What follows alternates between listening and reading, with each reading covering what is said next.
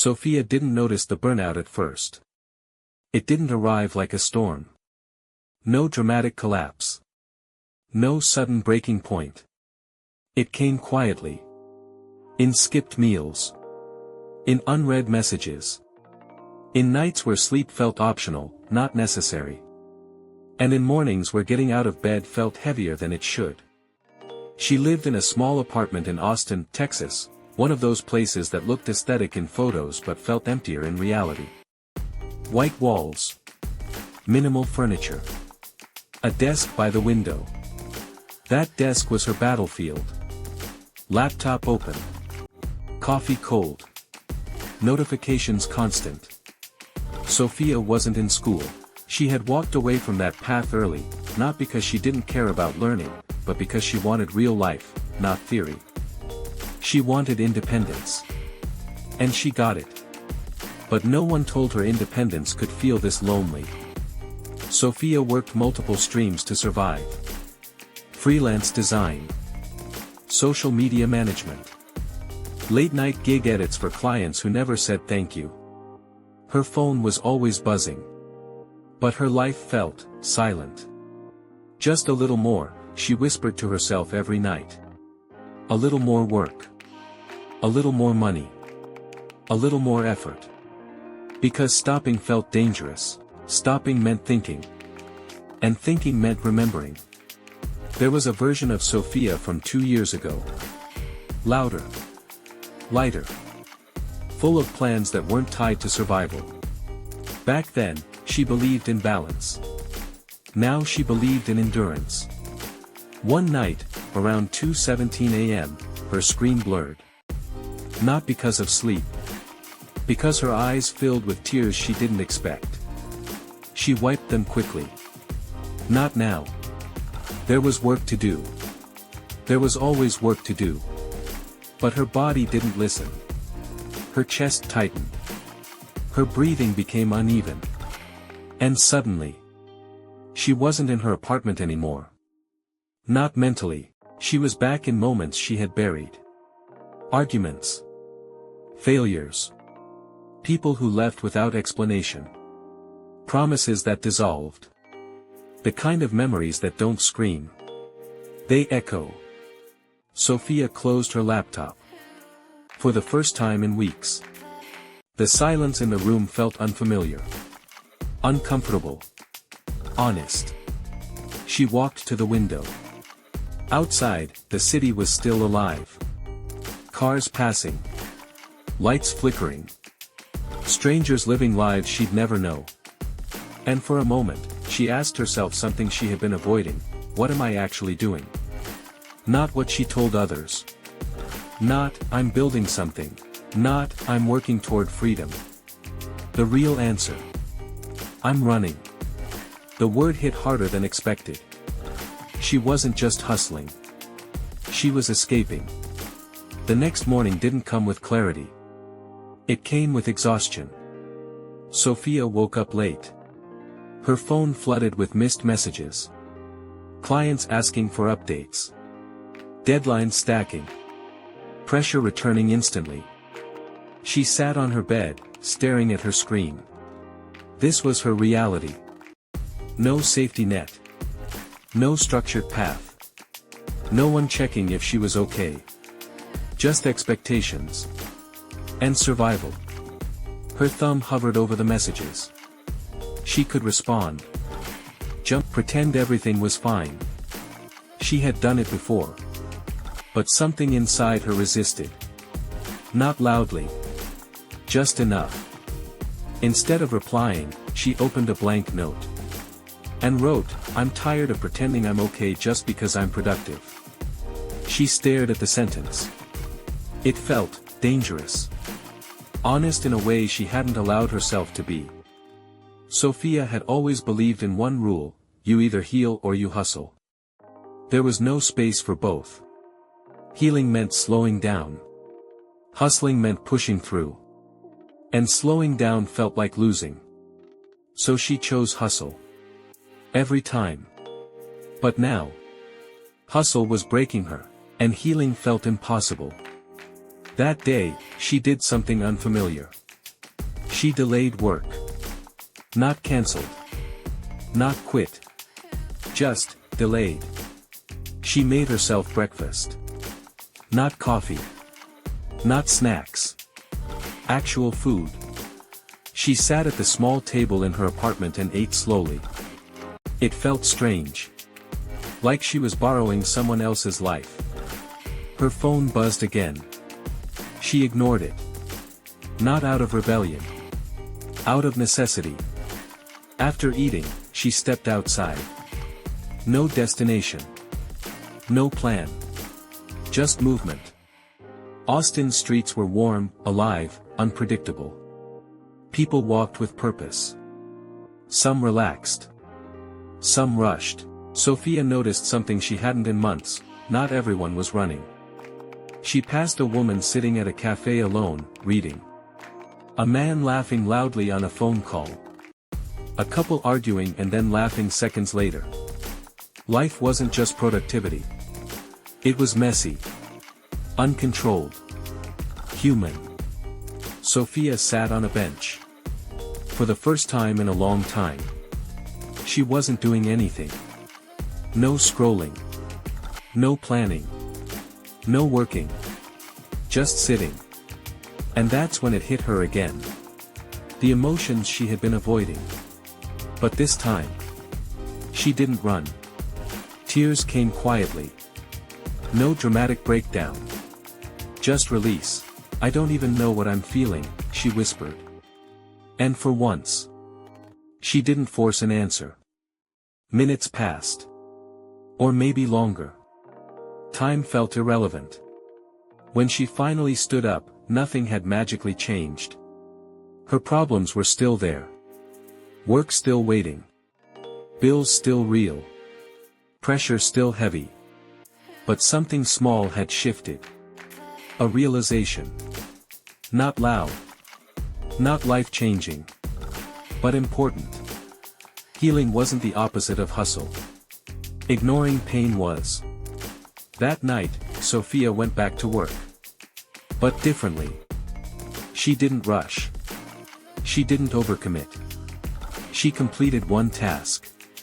Just one. And then she stopped. Her mind immediately resisted.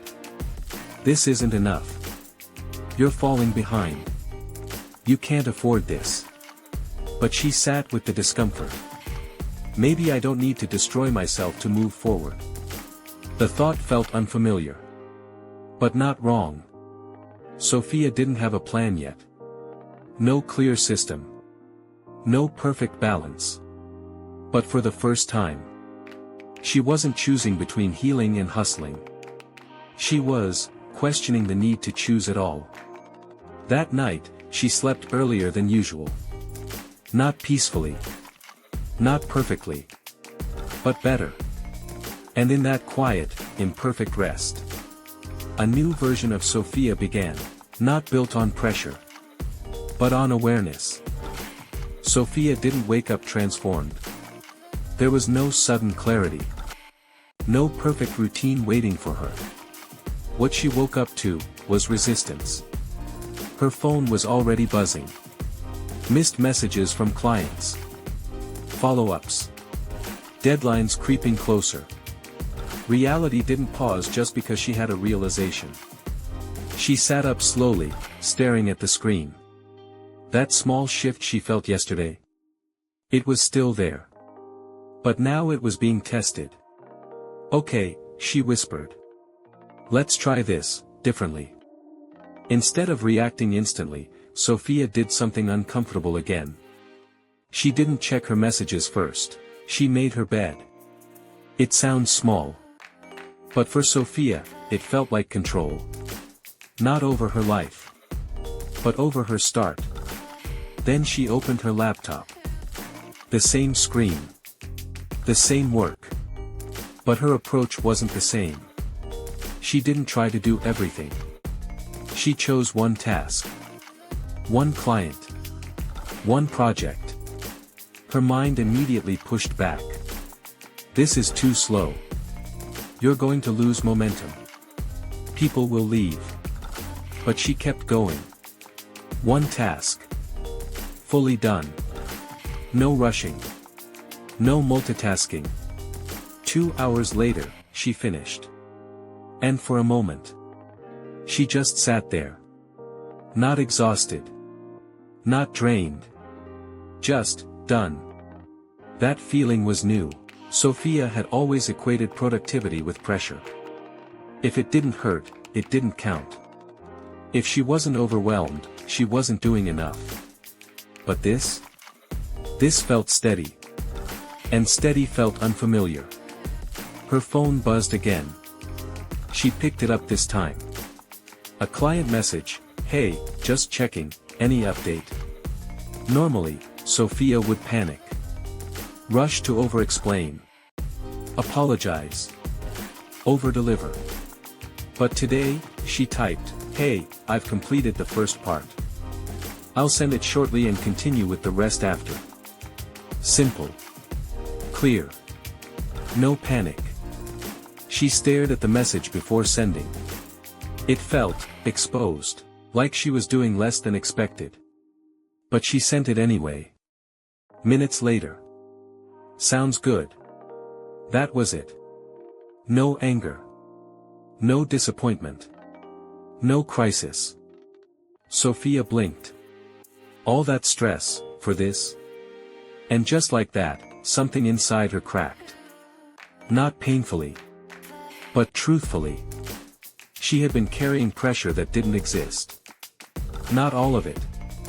But a lot of it. That day, she followed the same rhythm. One task at a time. Breaks in between. Actual food. Short walks. It wasn't perfect. Her thoughts still raced. Her instincts still pushed her to overwork. But she didn't obey every thought. And that was new. Days passed. Then a week. Sophia began noticing patterns. When she slowed down, her work improved. When she rested, she made fewer mistakes. When she didn't panic, clients respected her more. But something else happened too. Her income slowed. Not drastically, but enough to feel it. Fewer rushed projects meant fewer quick payments. Fewer late-night gigs meant less extra cash. And that's when fear returned. This isn't sustainable. You're getting comfortable. You're going backwards. Sophia felt it in her chest again. That tightness. That urgency. One night, she almost went back. Back to overworking. Back to skipping rest. Back to proving her worth through exhaustion. Her laptop was open. 5 tabs ready. Messages unanswered. "This is safer," she whispered. Because hustle had always protected her. Or at least, it felt like it did.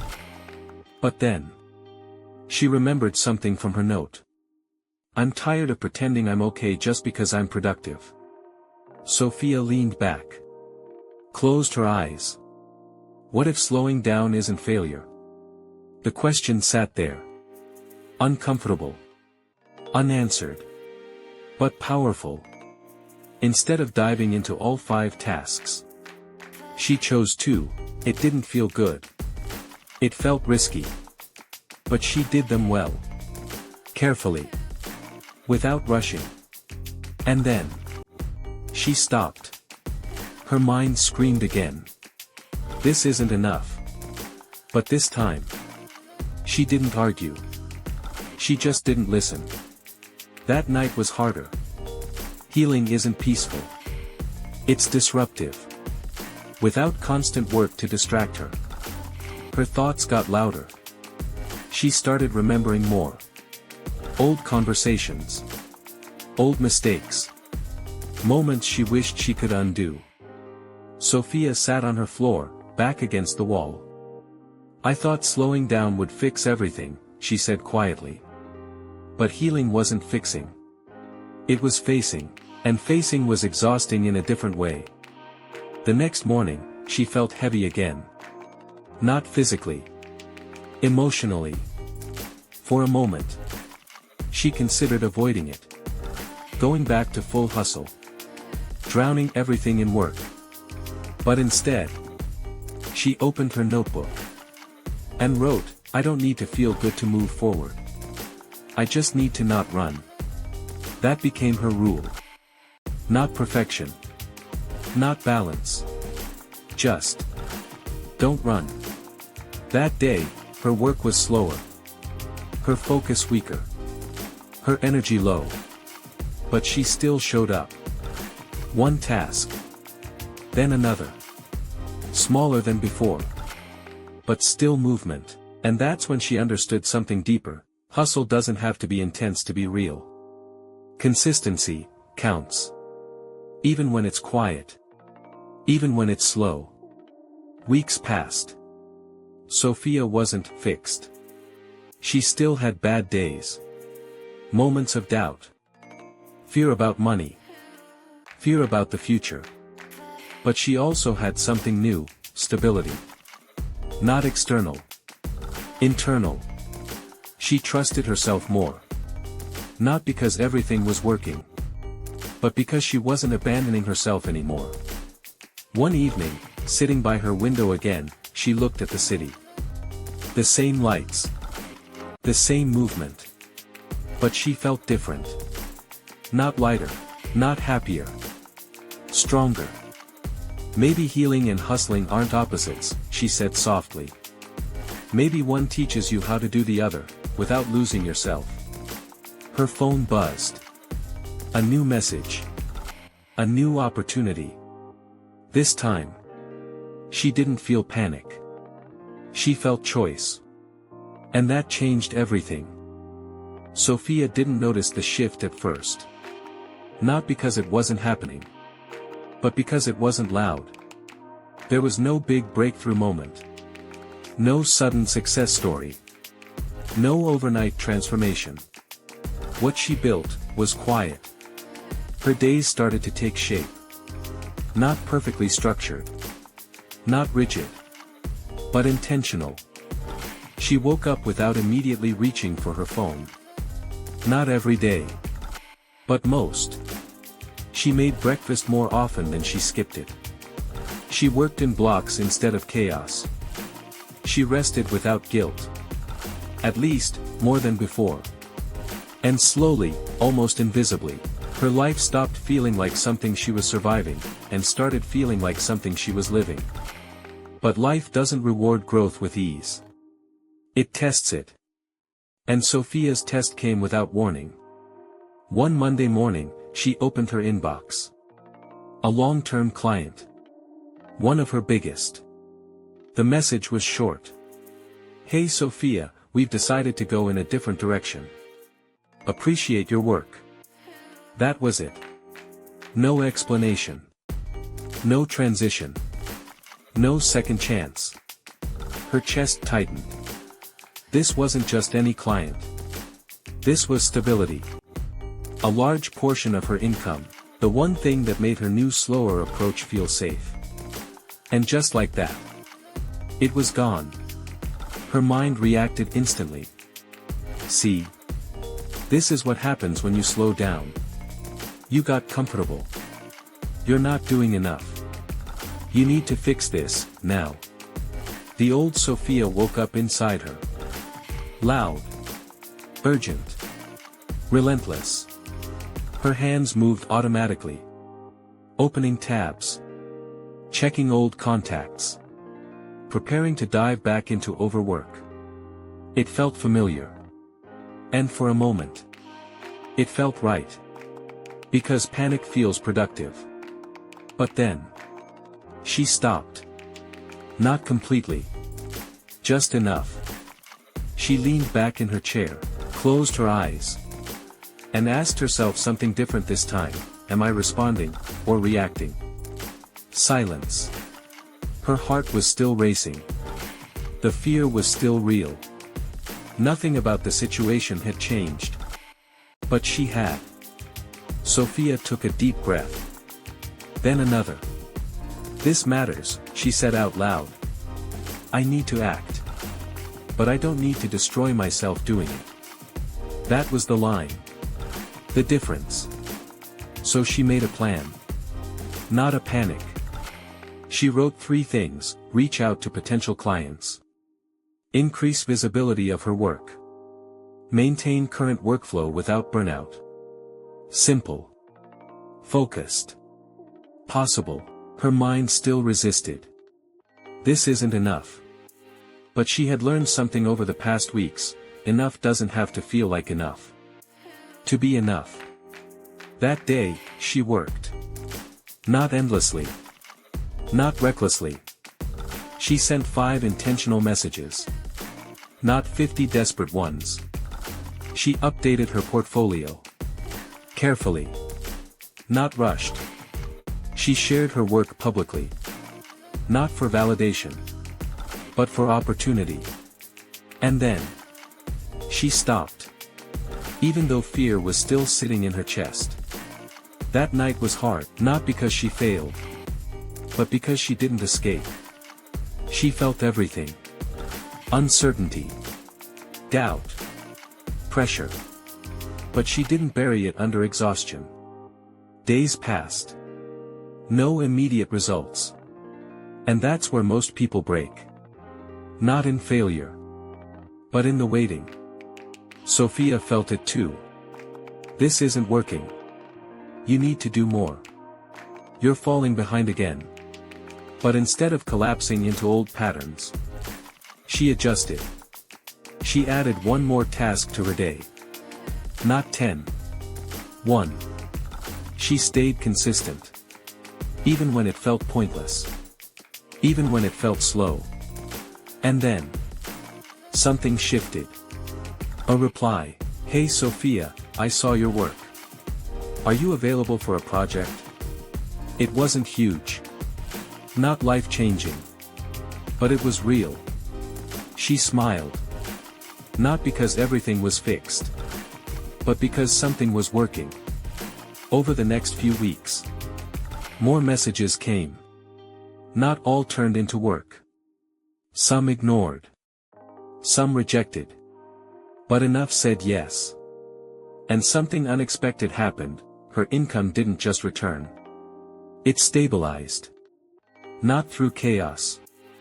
Through consistency. Sophia noticed something important. When she worked without panic, she made better decisions. When she rested, she had clearer ideas. When she didn't abandon herself, she didn't have to rebuild from burnout. This wasn't easier. It was different. Stronger. One evening, she sat by her window again. The same place she once stood, overwhelmed and exhausted. Now, her laptop was closed. Her phone silent. Her mind, steady. Not empty. Not perfectly calm. But grounded. "I used to think I had to choose," she said quietly. "Heal or hustle." She shook her head slightly. "I just didn't know how to do both." The truth wasn't that healing replaced hustle. It refined it. Took away the desperation. The fear-driven decisions. The constant need to prove. And left behind something better: intentional effort. Sophia still worked hard. Long days still happened. Stress still existed. But she didn't disappear inside it anymore. She showed up. As herself. Not as survival mode. And that made all the difference. Later that night, she opened her notebook again. The same one she had written in weeks ago. She added a new line: "I can build a life without abandoning myself to do it." She stared at it for a moment. This time, it didn't feel dangerous. It felt true. Outside, the city moved like always. Busy. Loud. Unpredictable. But inside that small apartment, Sophia had built something rare. Not just income. Not just independence. Alignment. A life where healing didn't slow her down. It guided her. A life where hustling didn't break her. It supported her. And for the first time, she wasn't running anymore. She was moving forward.